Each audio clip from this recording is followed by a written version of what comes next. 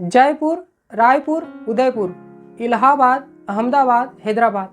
दोस्तों, अक्सर जब ऐसे शहरों के आप नाम सुनते होंगे तो कभी न कभी आपके मन में भी ये प्रश्न जरूर आया होगा कि आखिर इन शहरों के नाम के पीछे पूर्व या बाद क्यों लगाया जाता है। दोस्तों, आज इस वीडियो में हम इसी के बारे में कुछ बुनियादी बातें जानेंगे। दोस्तों, सबसे पहले बात करते हैं पूर्व की। पूर्व दोस्तों एक संस्कृत भाषा का शब्द है जिसका अर्थ होता है नगर, शहर या किला। दोस्तों, इसका जो उल्लेख है हमारे प्राचीन ग्रंथ ऋग्वेद में भी मिलता है। जो पूर्व प्रत्यय उन शहरों या उन जगहों के पीछे लगाया जाता है जो या तो भारतीय प्राचीन सभ्यता से जुड़ी हुई है या जहाँ पर हिंदू राजवंशों की नींव रही है। जैसे कि आप देखेंगे, जयपुर ये राजा जयसिंह द्वारा बसाया गया एक शहर। उदयपुर महाराणा उदय सिंह द्वारा बसाया गया शहर उदयपुर। रायपुर राजा राय ब्रह्मदेव द्वारा बसाया गया रायपुर। इसी प्रकार भारतीय संस्कृति पर कानपुर भगवान श्री कृष्ण के याद में उनके नाम कान्हा पर बसाया गया शहर कानपुर।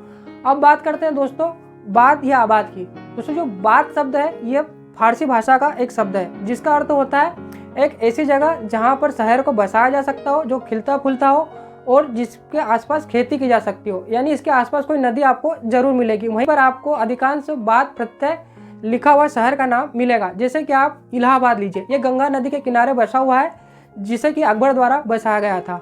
यमुना नदी के किनारे बसाया हुआ नगर फरीदाबाद जिसे कि फरीद शाह द्वारा बसाया गया था। अहमदाबाद जिसे कि साबरमती के किनारे अहमद शाह द्वारा बसाया गया था।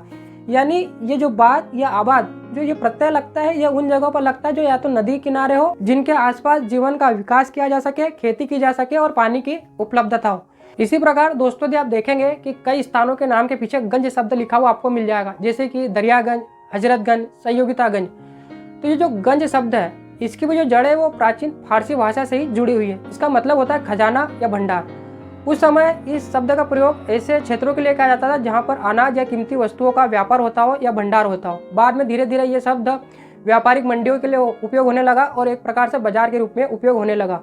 जैसे आप देखेंगे कि इंदौर का सहयोगितागंज जो कि अनाज और व्यापार मंडी के रूप में प्रसिद्ध है। इसी प्रकार आपने लखनऊ का हजरतगंज सुना होगा और दरियागंज जो कि दिल्ली क्षेत्र में पड़ता है, वहाँ भी इसी प्रकार की चीज़ें उपलब्ध होती है।